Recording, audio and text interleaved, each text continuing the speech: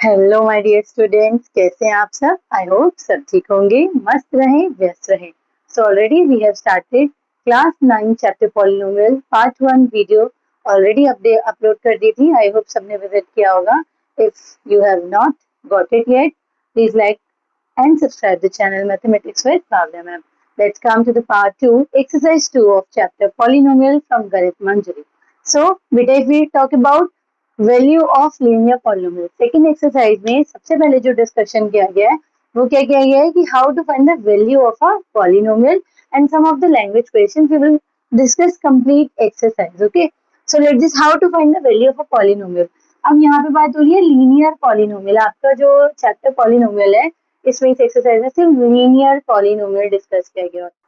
Hello my dear students, कैसे हैं आप सब। आई होप सब ठीक होंगे, मस्त रहें, व्यस्त रहें। So already we have started class 9 chapter polynomial part 1 video already upload कर दी थी। I hope सबने visit किया होगा। If you have not got it yet, please like and subscribe the channel Mathematics with Bhavya Ma'am. Let's come to the part 2, exercise 2 of chapter polynomial from Garit Manjari. So beta if we talk about value of linear polynomial, second exercise में सबसे पहले जो discussion किया गया है वो क्या किया गया है कि how to find the value of a polynomial and some of the language questions we will discuss complete exercise. Okay, so let this how to find the value of a polynomial. अब यहाँ पे बात हो रही है linear polynomial. आपका जो chapter polynomial है इसमें इस एक्सरसाइज में सिर्फ लीनियर पॉलिनोमियल डिस्कस किया गया होता है। क्या होता है लीनियर पॉलिनोमियल, जल्दी से कमेंट बॉक्स में बताइए। We have already discussed in the previous video. So linear polynomial की अगर बात करें, okay, the polynomial for example I have a polynomial 5x - 3। ठीक है, ये हमारे पास एक लीनियर पॉलिनोमियल है। अब मुझसे ये कहा गया that I have to find the value of this linear polynomial. Linear polynomial यानी कि डिग्री यहाँ पे वेरिएबल की क्या होती है, 1 है, डिग्री वेरिएबल की 1। ठीक है, अब यहाँ पे मुझसे कह दिया गया मेरे पास ये गिवन पॉलिनोमियल है और मुझसे ये कहा गया that I have to find the value at x = 0। तो मैं क्या करूंगी, इस यहाँ पे जो x है ना इसकी जगह हमें क्या पुट करना है बेटा, क्या सब्स्टिट्यूट करना है, 0। तो यहाँ पे मैं कह रही हूँ पॉलिनोमियल एट x = 0। क्या वैल्यू आ रही है, 5, x को मैंने 0 पुट कर दिया, -3। 5 × 0 क्या होता है बेटा, it's 0 ओनली, -3, आंसर इज -3। यानी कि value of a polynomial at x = 0 is equal to minus. एक और वैल्यू ले लीजिए, मान लीजिए आपको x = 1 पे निकालना है, तो मैं यहाँ पुट करती हूँ पॉलिनोमियल x = 1। क्या आ जाएगा, 5, 1 - 3। So 5 times 1 is 5 - 3, यानी कि value of a polynomial at x = 0 is 2। हमें कुछ भी नहीं करना है, आपको जो पॉलिनोमियल दिया हुआ है, जो भी पर्टिकुलर वैल्यू दी हुई है, इसको आप क्या करेंगे, पुट करेंगे यहाँ पे और वैल्यू फाइंड आउट कर देंगे। एट x = 0 कह दिया हमने, x की जगह क्या पुट कर दिया, 0। हमें x = 1 कह दिया हमने, यहाँ पे जो भी वेरिएबल था, कोई भी आपको पॉलिनोमियल एक्सप्रेशन दिया हो, x की जगह क्या पुट कर दिया, 1 पुट कर दिया। चलिए एक्सरसाइज 2.2 के फर्स्ट क्वेश्चन में अगर बात करें, already I have taken an example of the same question already in the first. Okay, so 5x - 3 given polynomial है, x = 0, तो मैंने ऑलरेडी वैल्यू फाइंड आउट कर दी है। x = 1 पे हमने फाइंड आउट किया है, नाउ वी विल टेक -1। तो चलिए एक वैल्यू और लेते हैं, यानी कि पॉलिनोमियल की वैल्यू x = -1 पे, तो 5, x की जगह क्या पुट कर देंगे, -1 - 3। 5 × -1 is -5 - 3, यानी कि वैल्यू कितनी आ गई, -8। माइनस माइनस क्या होता है बेटा, प्लस, पर साइन हमेशा माइनस का होता है। सो x = 2, ये आप होमवर्क में मुझे कमेंट बॉक्स में जल्दी बताएंगे कि क्या वैल्यू आ रही है 5x - 3 की एट x = 2। सेकेंड क्वेश्चन की अगर बात करें, तो मेरे पास ये गिवन पॉलिनोमियल है, दैट इज पॉलिनोमियल आपको क्या गिवन है, यहाँ पर px लिख रही हूँ, बताओ, यहाँ मैंने px लिखा, यहाँ ps लिखा। मैंने आपको लास्ट टाइम जो प्रीवियस वीडियो है मैंने ये भी डिस्कस किया कि y just because polynomial variable क्या है, s, यानी कि p polynomial with variable s। 7s² - 4s + 6। अब मुझे s की वैल्यू क्या पुट करनी है, 0। तो चलिए करते हैं p एट s = 0। मैंने s को क्या पुट कर देना है बेटा, 0। 0² - 4, 0 + 6। अच्छा, 0 से जो मल्टीप्लाई होगा 0, 0 से जो मल्टीप्लाई होगा 0 + 6, यानी कि वैल्यू कितनी आ गई, कुछ नहीं किया, s को क्या पुट कर दिया, 0। नेक्स्ट में s को क्या पुट कर दोगे -3, फिर s को क्या पुट कर दोगे 4, जो वैल्यू आए वो आपका आंसर है. Do these two in your homework. And if you feel any problem, any doubt, do comment in the comment box, so I will solve your query. Okay. So let's come to the next question. Question number 3. अब यहाँ पे जो questions आ जाते हैं वो word problems है, जिसमें आप लोगों को सबसे ज्यादा दिक्कत लगता है कि फील होगी, बट ऐसा होगा नहीं. Okay, don't you worry, video में लास्ट तक बनी रहिए. जितनी भी वर्ड प्रॉब्लम्स है बहुत ही आसान तरीके से कोशिश करेंगे आपकी जितनी भी प्रॉब्लम्स है, वर्ड प्रॉब्लम्स है, उसे क्लियर कर दे. Don't you worry about. Okay, तो अब बात करते हैं प्रेजेंट एज ऑफ शरीर. अच्छा, आप लोगों ने ना पहले एज वाले क्वेश्चन नहीं किए.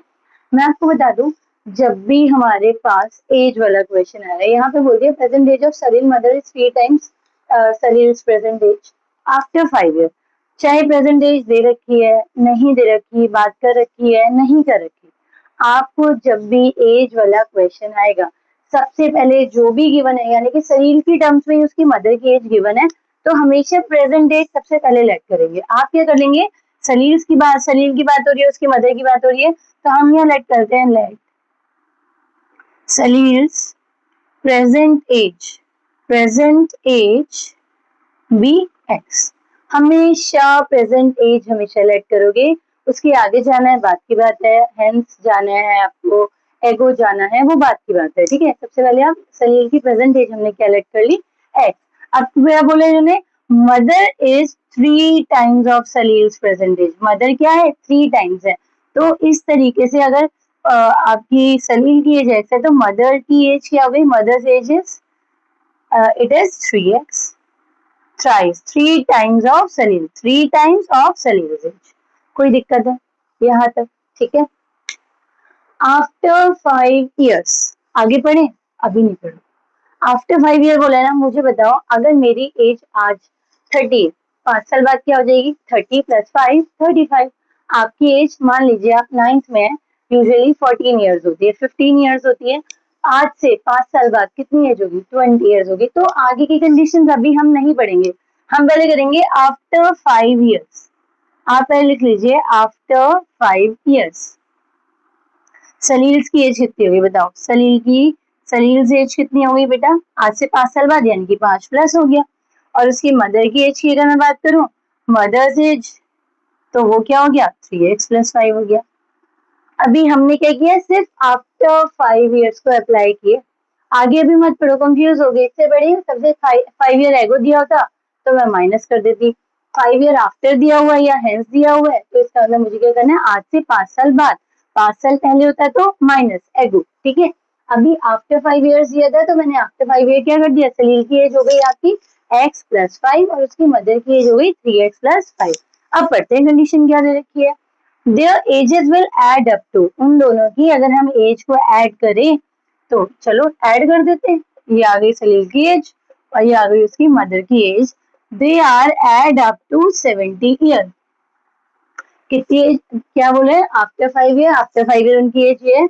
अगर आज से 5 साल बाद वाली उनकी एजेस को हम ऐड कर रहे हैं, तो उसका सम कितना आ रहा है बेटा, 70. After 5 year + 5, sum of their ages will be 70. बस. अब क्या है, प्लस का साइन है, कोई ऐसा तो नहीं अंदर चेंज होना है. चलिए करते हैं, x + 3x आपका हो गया 4x, 5 and 5 is 10 and this is 70. 10 plus का इधर आके क्या हो जाएगा बेटा, it's minus. So 4x = 60.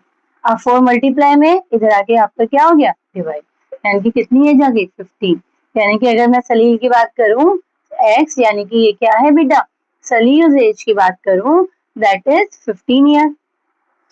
Present age और उसकी मदर की एज क्या थी बेटा, जल्दी बताइए, इट वाज 3x है. तो मदर्स एज कितनी हो गई बेटा, it's 15 and 3, that is 45 years. Any problem, ठीक है. तो यहाँ पे हमारा क्या आ गया, मदर्स एज भी आ गई और सलील एज भी. कभी भी ये पॉइंट नहीं आपको भूलना है बेटा, कि जब भी हमारी एजेस का क्वेश्चन आ रहा है, हमेशा आपको प्रेजेंट एज लेट करनी है, कंडीशन को पहले अप्लाई करना है. आफ्टर 5 years सीधा कंडीशन नहीं पढ़ो, रुक जाओ, थम जाओ, क्या दिक्कत है. आफ्टर 5 year पहले 5 साल उनकी एज बढ़ा लो, उसके बाद बात करेंगे आगे कंडीशन की. ओके, चलिए let's move to the next question. Okay, so just come back to the fourth question. Okay, but fourth question is saying, बहुत ध्यान से क्वेश्चन को पढ़िएगा बेटा, the difference between two positive integers, यहाँ पे इंटीजर्स क्या है, पॉजिटिव है, पॉलिनोमियल है, हमें वन वेरिएबल लेके चलना है, अदरवाइज अगर यही क्वेश्चन आपका लीनियर इक्वेशन में आ जाएगा तो आप दो वेरिएबल का भी यूज करें, फिलहाल उसके बारे में हम बात नहीं करते हैं, आप कंफ्यूज ना हो जाए। अभी हम वन वेरिएबल ही लेके चलते हैं, जब आपको लीनियर इक्वेशंस पढ़ाऊंगी तब मैं दो वेरिएबल की बात करूंगी। अच्छा ठीक है, चलिए अब बात करते हैं। टू पॉजिटिव इंटीजर यानी कि दोनों इंटीजर पॉजिटिव है और उनका आपका डिफरेंस क्या है, 63 है। अच्छा थोड़ा सा इसके दो मेथड है, मैं दोनों मेथड से कर सकती हूँ, बट आपको मैं आसान वाला बताती हूँ। The ratio of two integer is 2:5, ठीक है। रेशियो ऑफ इंटीजर्स क्या है, 2, तो हम इंटीजर्स को क्या लगता है, late integers B 2x and 5x।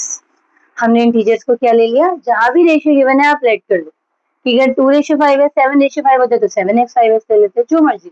यहाँ 2:5 है, हमने इंटीजर्स को लेट कर लिया 2x और 5x, जाहिर सी बात है 5x से बड़ा होगा ना यहाँ पे। तो हम बात कर रहे हैं पॉजिटिव इंटीजर है, माइनस होता है तो ऑफकोर्स 5 से मल्टीप्लाई करते हैं, इन्होंने मेंशन किया है कि ये पॉजिटिव इंटीजर है तो ऑफकोर्स 5x बढ़ाओ। अब इन्होंने डिफरेंस बोला है तो ऑफकोर्स लार्जर नंबर्स में से स्मॉलर नंबर ही माइनस करेंगे हम। तो इन्होंने कहा difference between two positive integer is 63। चलो इनका डिफरेंस कर देते हैं, 5x minus 2x is 63। 5x में से 2x गया बेटा, 3x इज इक्वल टू 63।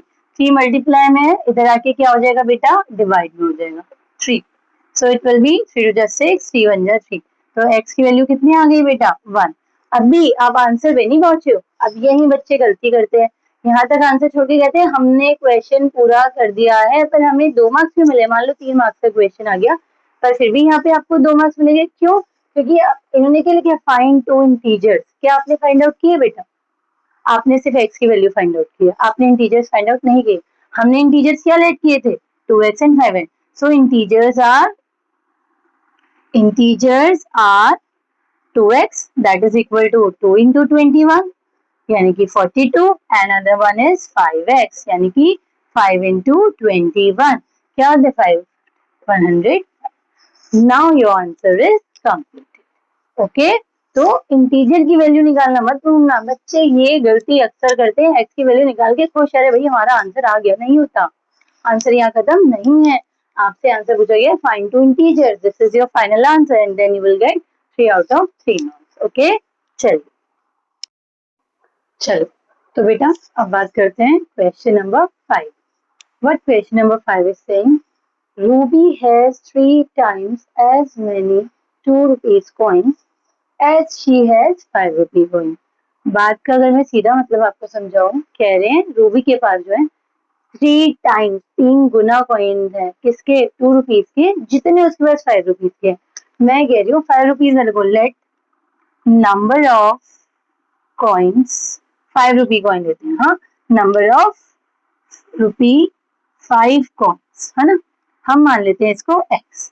और उसने क्या कहा कि जितने 5 रुपी के कॉइन है ना उससे क्या है 3 गुना ज्यादा है 2 रुपी वाले कॉइन, है ना। तो हम लेते हैं देन रुपी 2 के कॉइन्स कितने हो गए बेटा, इट्स 3 टाइम्स यानी कि 3x, ठीक है।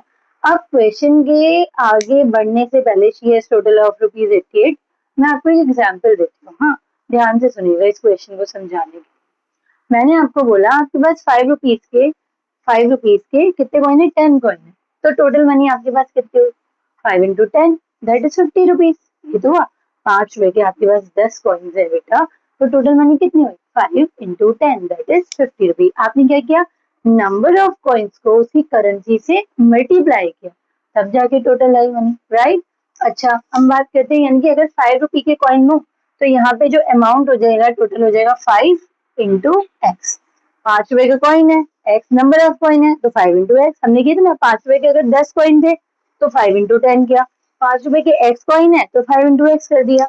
अच्छा 2 रुपए के कितने कॉइन है, 3x है, तो प्लस कर दो 2 into 3x, ये आ गई आपके पास टोटल मनी। अब इन्होंने दे रखा है कि टोटल जो मनी है उसके पास वो कितनी है, रुपीज 88, यानी कि यहाँ पे कितना आ गया, रुपीज 80। एक बार फिर से समझाओ, 5 रुपए के 10 कॉइन्स है 50 रुपीज, 2 रुपीज के 5 कॉइन है 10 रुपीज, टोटल रुपीज कितने हुए 60 रुपीज, 5 into कर दिया, नंबर ऑफ कॉइन्स इंटू उसकी करेंसी, ऐसे ₹2 कॉइन्स इंटू उसकी करेंसी कर दिया, ₹2 number of coin is 3x कर दिया। चलो अब करते हैं 5x, 2 times 3x is 6, 2 3 जा 6x दैट इज 88। 6 और 5 कितना हुआ बेटा 11x इक्वल टू 88। ठीक है, तो अब 11 मल्टीप्लाई में इधर आके क्या हो जाएगा बेटा डिवाइड, यानी कि x की वैल्यू कितनी आ गई 8, x की वैल्यू कितनी आ गई 8, यानी कि नंबर ऑफ कॉइन्स 5 रुपए के कितने कॉइन हो गए 8, तो 2 रुपए के कॉइन कितने हो गए 3 इंटू 8 दैट इज 20। ठीक है बेटा, इज देयर एनी प्रॉब्लम? ठीक है, ध्यान से समझिएगा, एक बार अगर समझ नहीं आता 2 बार समझिए, कोई दिक्कत नहीं है। Still if you are getting trouble just ask me in the comment box, I will definitely get back to you. Okay okay, so let's just move to the next question beta. What the next question is saying, a farmer cuts a 300 feet fence। हाँ, fence क्या होता है boundary होती है। हाँ, हमने कहा 300 feet की बाउंड्री थी, कितने फीट की बाउंड्री थी पूरी 300 फीट की बाउंड्री। ठीक है, इन 2 डिफरेंट साइजेस, अभी इसके बारे में क्या बात, कितने साइजेस चलो बात करते हैं। The longer piece is 4 times as long as the shorter piece। तो हम यहाँ पे शॉर्टर पीस और एक है उससे 4 गुना बड़ा, तो हम क्या करेंगे लेट शॉर्टर पीस को हम क्या लेट कर लेते हैं शॉर्टर पीस बी एक्स। ठीक है, और जो आपका लॉन्गर वाला है तो लॉन्गर कितना हो जाएगा, कितना है 4 times ऑफ शॉर्टर, यानी कि लॉन्गर पीस हो गया 4x। सही है, ठीक है। अब यानी कि अगर ये x है और ये 4x है तो टोटल आखिर है कितना 300। ठीक है, तो हम क्या करेंगे x plus 4x is equal to 300। So 4x plus x हो गया 5x that is equal to 300, x is equal to 300 over 5। Cancel कर दीजिए, आंसर इज 60। x की वैल्यू यहाँ पे कितनी आ गई 60, आ गया आंसर है, अभी नहीं आया ना एग्जैक्टली। तो आपको क्या करना है, but how long are the 2 piece. Okay, 2 pieces होगा, मतलब दोनों पीसेस कितने के, तो अगर हम बात करेंगे शॉर्टर वन कितना था बेटा x था, shorter piece that is equal to 60 feet, और जो लॉन्गर पीस था उसकी अगर मैं बात करूँ वो 4x था, यानी कि 4 into 60 that is equal to 240 feet. Verify करना है, दोनों का सम कर लो, 240 प्लस 60 कितना हुआ 300 फीट। आंसर, इसका मतलब आपकी जो ये वैल्यू आई है वो बिल्कुल सही है। ठीक है, okay, so let's just move to the next question, last question of this exercise 2.2 from Ganesh Manjari. चलिए, if the length of the rectangle is 3 more than twice its width, किसके टर्म्स में दे रखी है आपकी लेंथ, विड्थ के टर्म्स में दे रखी है। तो सबसे पहले अगर मैं रेक्टेंगल की बात करूं, मैंने एक रेक्टेंगल ले लिया, उसकी विड्थ को क्या ले लिया x, let width of rectangle be x। ठीक है, अब क्या बोला, जो लेंथ है वो कितनी है, length of a rectangle is 3 more यानी कि 3 plus more than twice its width, twice कर दो इसकी विड्थ का 2x, तो लेंथ कितनी हो गई, अगर आपके पास जो ब्रेथ हो गई वो x है और लेंथ कितनी हो गई 3 plus 2x, and its perimeter is 24। Perimeter का फॉर्मूला क्या होता है जल्दी बताना, perimeter of rectangle that is equal to what 2l plus b। Perimeter की वैल्यू कितनी की होना है बेटा, इट्स 24।